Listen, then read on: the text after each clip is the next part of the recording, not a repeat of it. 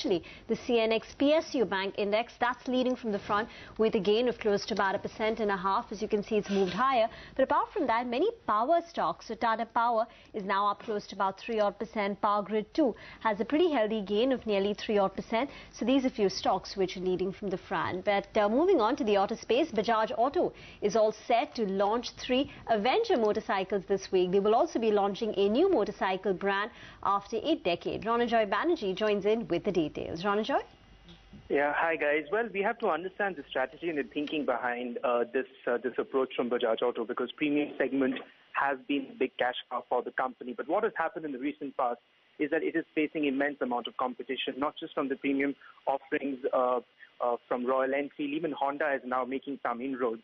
Also, we are just some months away before the TVS BMW alliance that was announced, the joint venture that was announced about a year back, comes into fruition, and they will come up with newer products, and Bajaj is going to face immense amount of competition.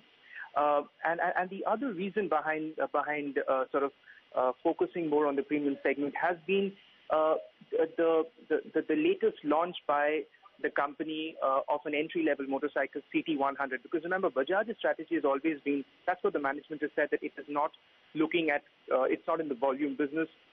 It will only launch products that have a higher margin. But with the CT100, as Goldman Sachs recently said in their analyst report, saying that the CT100 is a zero margin bike. It's a sub 40,000 bike.